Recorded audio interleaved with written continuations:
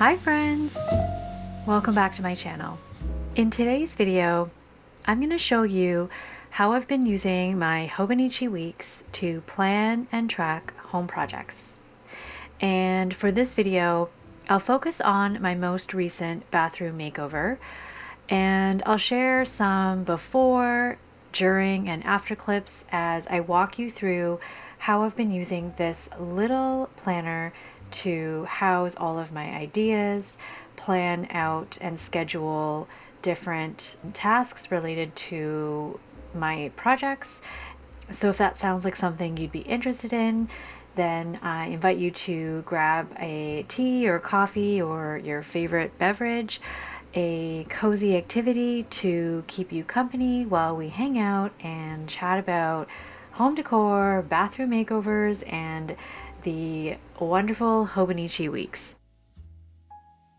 I guess I wanted to start by acknowledging that I have been procrastinating on making this video for a really long time. Part of that is due to my schedule and the reality that I can only fit so many things with the bathroom makeover a week. So apart from the painting of the room, which I scheduled for when I had a break, the rest of the things that we do, they happen slowly over time because we have to wait for when we have time away from work. Usually that's on the weekends or after work. So it has happened really slowly, and I think tracking a lot of those things down in something like a structured planner isn't necessary, but it is helpful to give me a sense of what's realistic in terms of a timeline for how we finish projects. Because as much as I would like to get all of these things done in a weekend, the reality is I'm just not that organized, and my motivation and energy tends to come in spurts. And so I really had to work myself up to paint the bathroom. And after that task was done, it's taken a lot of time to get to some of those like finishing touches. And also acknowledging that I had this idea in my head of what was considered done or what would be like the perfect end result that I would feel proud about. And I want to film this video to challenge myself to sit with this discomfort of accepting where I am with this process and not demanding perfection out of myself, and also recognizing that projects like this are ongoing. There isn't really like an end point where I can say, okay, I'm done, I'm not touching it anymore, I'm not going to make any changes. There wasn't a whole lot that absolutely had to change about the bathroom. It's a small bathroom. It had a sink, it had a toilet, and it had a bathtub and a shower. There wasn't really a lot of room for anything else, so it's not the kind of bathroom that can afford large storage or anything like that. And so apart from knocking down walls around the bathroom, there wasn't going to be any kind of major renovation to add more space into this bathroom. What I really wanted to do was a refresh, because the bathroom was pretty much like a standard builder's grade. It was painted this gray white, and I tend to gravitate towards warmer tones. We did at one point think about doing a renovation, and if we had all the budget and all the time to tackle a project like this, I think the outcome would have been a lot different. But there were a lot of considerations that I went through that eventually helped me reapproach this project as an opportunity to see what small changes we could implement that would make the biggest impact on a very tight budget. Whenever I start a project, I generally have no idea what I'm doing. So there's a moment where I pin a lot of inspiration photos. I look through magazines and I allow myself to get excited and to pull whatever speaks to me. And then I usually hit a saturation point where I feel like I've been spending a lot of time in that contemplation stage. and I have more than enough inspiration, but not a lot of direction. And so, in order for me to start to take steps towards formulating a plan, when I'm trying to distill down and figure out where to go, it's still a challenge for me. When I find myself in those situations, I start to try to create some parameters or some guidelines or reflection questions that help me take a few steps forward and start to almost act like a forcing function for me to make a decision. Generally, those considerations are: what exactly is within my current skill level? What do I have time to do? How do I do this with the least disruption in our lives? What works with my schedule and my partner's schedule? And what is the least amount we can do? And what are the small changes or the smallest things that I can do today that make the biggest impact? As an example, I briefly thought about changing the tiles around our bathroom because the grout is getting a little bit old, and because our bathroom is so cold feeling, I love the idea of adding in a lot of warm texture through tile. Do I know how to tile? I do not. And we did get some quotes, and as soon as I saw the quotes, I realized that was completely out of our budget. We don't have a lot of time in our lives right now, apart from the occasional vacation. We really only have pockets of time in the evenings and on the weekends to work on projects like this. So if I can contain the work in a weekend, it's not so disruptive. But if it's work that's going to spread out over a few weekends, that might mean many weeks where we're not able to make use of our space. I realized really quickly with the bathroom, things that are within my skill level are painting, changing the shower curtain, changing the accessories, and maybe changing the light with help. So those were some of my considerations, and I would say, generally speaking, those are considerations that I've taken with me from project to project. All right, so I'm going to take you through the process, and I'll start with this hobonichi weeks. If you're unfamiliar with the hobonichi weeks, it is a year-long planner. This one is a January start.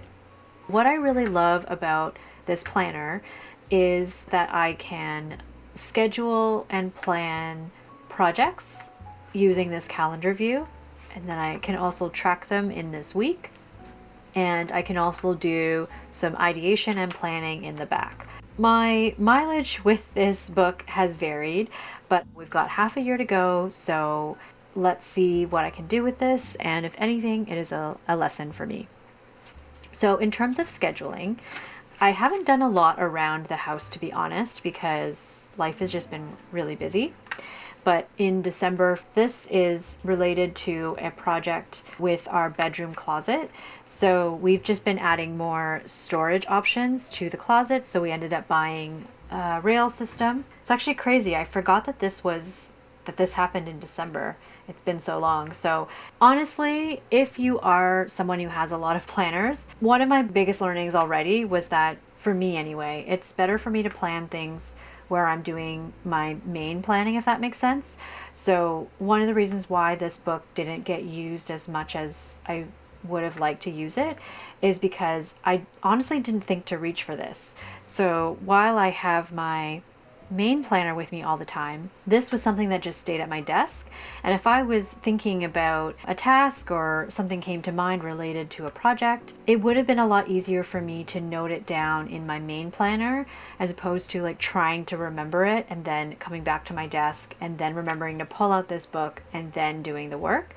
So for that reason, I don't know if I would continue to keep this separate, but from a tracking perspective, I really love the idea of having your year's worth of home projects in one book. Oh, another thing that I track too is I track spending that we do related to home.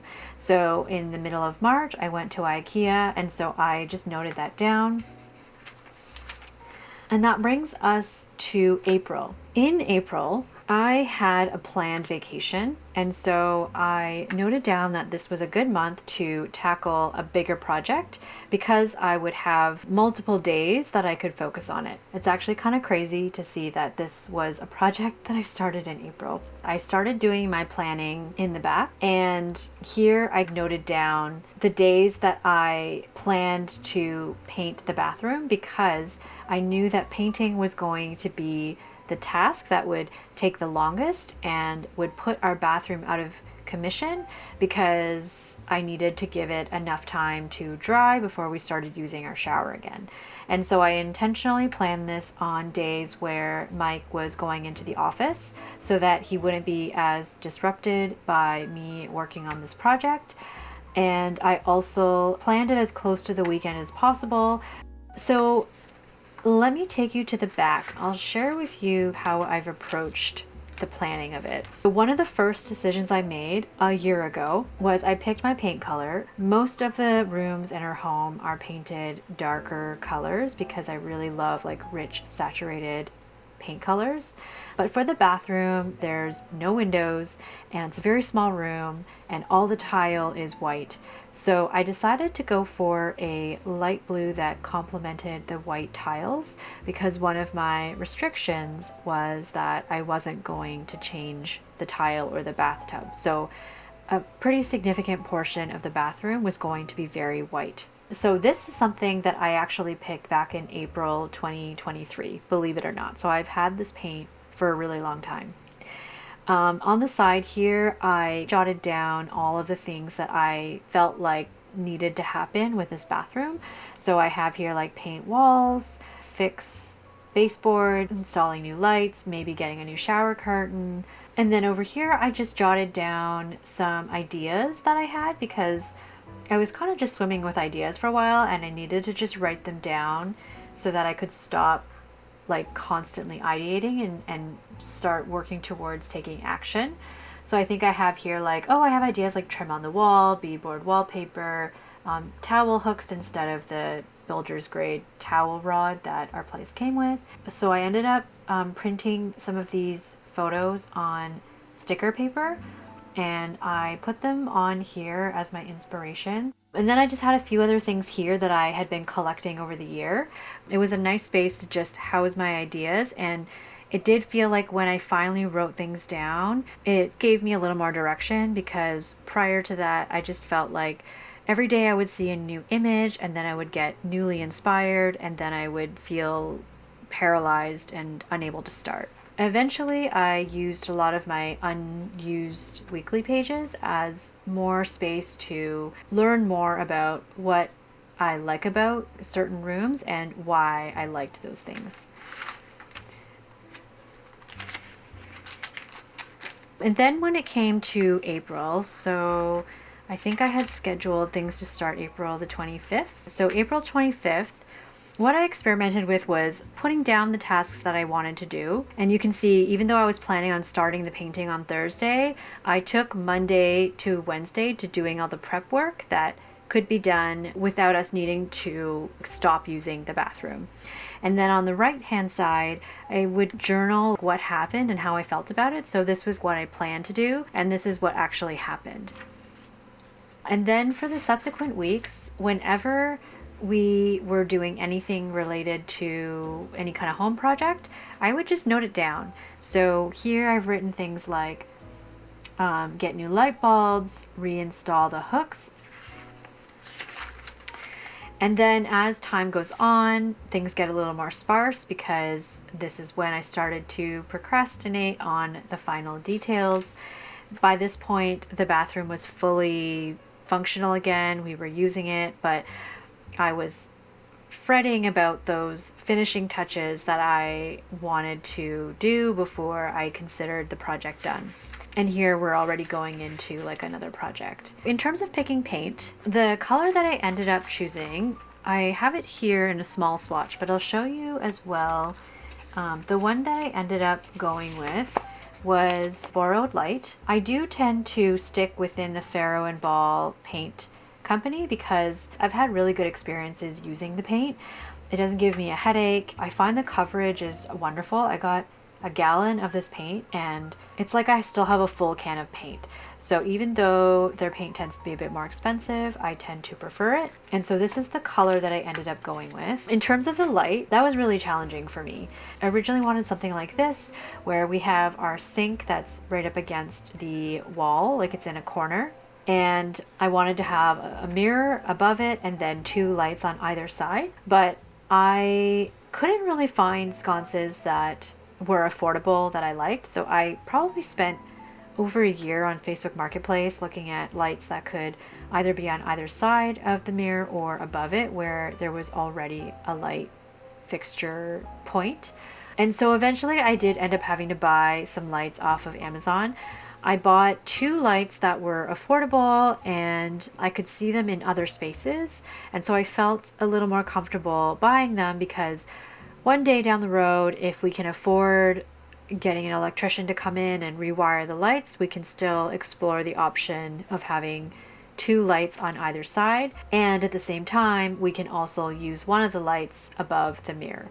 So I felt like since I could see myself using those lights in multiple ways, I felt a little more comfortable buying them. There was one delay that I caused, and honestly, this entire project would have gone exactly to plan if this hadn't happened. So on Monday, I did all my prep work. On Tuesday, I patched holes and I sandpapered. And Wednesday, I cleaned all the walls and I actually taped everything so that as soon as I woke up on Thursday, I could jump right into the project. While I was painting one of the corners above our vanity, I leaned on the sink for just a second and I ended up detaching it from our vanity. It's one of those, I think it's called overmount sinks, that sits on top of your vanity, and the sealant under it was already a little bit loose, but I guess by leaning on it, I completely moved it, and I thought it was okay at first, and at most we would just have to add a new sealant. But unfortunately, when I washed my hands later, it started to leak. So we ended up having to call a plumber because it was out of my skill level to fix. And the diagnosis was that I somehow snapped the PL plug, and he ended up having to replace it and add a new sealant around it to keep it in place. So that was a really, really unfortunate thing that happened. I mean, obviously it wasn't in the budget to have to call a plumber, but we did have to get it fixed. It wasn't something that we could just sit on, and the plumber was kind enough to give me some suggestions to see if we could do some of those things on our own, but in the end we couldn't, and I'm just really glad they came and fixed it pretty quickly. I started collecting things that I thought could be used in the bathroom over a year. So after I picked the paint, I never intended to wait a year to paint the bathroom, but it was just one of those projects that I kind of procrastinated on because we only have one bathroom in our home and one shower, and so painting it and then having it out of commission was something that I wasn't exactly thrilled about doing. I mean, after I paint, honestly, the first thing I want to do is jump into the shower. So put it off. But anyway, I had a year to collect things. So I collected these hooks. I got the shower curtain in December. And then during the painting, I decided that I really wanted to try getting a rust or a tomato red towel set to contrast the blue walls. And I ended up finding these really plush and amazing and luxurious towels. They were the most I have ever spent on towels, but they were on sale. They are lovely and amazing, and they add this really nice contrast to the blue. And our other set of towels are this really soft light green. They both actually work really well in the bathroom, so it's really nice to be able to change up the mood in the room by something as simple as towels. I also got a machine washable rug for the floor. This was a little bit more of an impulse purchase, I guess. I was really dreaming of getting like a really nice brown or rusty red vintage rug, but as much as I think that would have been beautiful, I thought it would be difficult to clean, and I also knew it was going to be expensive. So when we came across these washable rugs, we figured it's pretty low risk to get. Those are the kinds of things you can always switch out. And then just like our powder room bathroom, we repurposed a spice rack from IKEA and we added a door handle for one of our old PAX wardrobe closets and used that as a hand towel. So as much as I would have liked to get a really pretty hand towel accessory, I just couldn't find anything that I really liked, and I didn't want to buy something for the sake of buying something. And so we're using this temporarily, and who knows, we might just use it indefinitely. I also want to pause and celebrate what has been done so far, because in some ways it probably isn't going to look drastically different to what it looked like before, but I know that the way I feel in the bathroom now is different to before we made any changes, and that was the whole purpose. I'd like to close things off by talking about some of the things that we might have done or are planning to do if we have more time. And if I end up doing some of these things, then maybe I will film a follow-up video just to show you some of those updates. Some of the things that I think we would do or we're planning on doing is moving out that mirror. I was undecided as to what mirror I wanted to have in the bathroom, so I found this circle mirror for really cheap off Facebook Marketplace the first year we moved in, and it had been sitting on our floor for quite some time collecting dust, so I put it up. I think it should be higher, but because I'm not completely in love with the mirror, I'm just going to keep it there until I either come across another mirror I like more or we raise the mirror. I'd love to update the bathroom tile. I also contemplated painting on the tile. Honestly, I don't think I would be able to do it convincingly well, and if it didn't look good, it would drive me nuts, so we're just gonna leave it plain white tiles for now. I'd also really love to add some color to the bathtub, so I saw this video from the lovely drawer who did a bathroom makeover a few years ago, and she found a way to cover the edge of the bathtub, and if I recall correctly, it looked like it was renter friendly. So if I can find that video, I will link it in my description, but that was something that I had in the back of my mind as maybe something I could tackle someday. I'd also really love to update the vanity. I contemplated painting it. I contemplated putting a wood veneer or something on the doors just to give it more of a natural stained wood look. But because I haven't been able to come up with any final decisions, I wanted to see if painting the walls made me less focused on those cabinets, and it seems like it's working for now. I would love to add wallpaper, so here are some wallpaper samples that I had been thinking about for our bathroom. I think they're all so beautiful, and they would have given that sort of light, fresh, airy look, but they're all so expensive, and I wasn't sure if they'd be bathroom friendly because we don't really have any windows, and I think I was worried about the steam in the bathroom and whether that would impact the wallpaper, so I decided to not go ahead with the wallpaper. I'd love to add some wall moldings like this, so the beadboard, but I've also seen a lot where there's the molding on the wall. Let's see if I can find an example. Of course I can't find an example in this exact moment. And then art. I really want to add some lovely art into our bathroom, and at the same time I don't want to just buy art for the sake of it. So I have one piece that my mom kindly let me take, and that's everything that I wanted to go over today.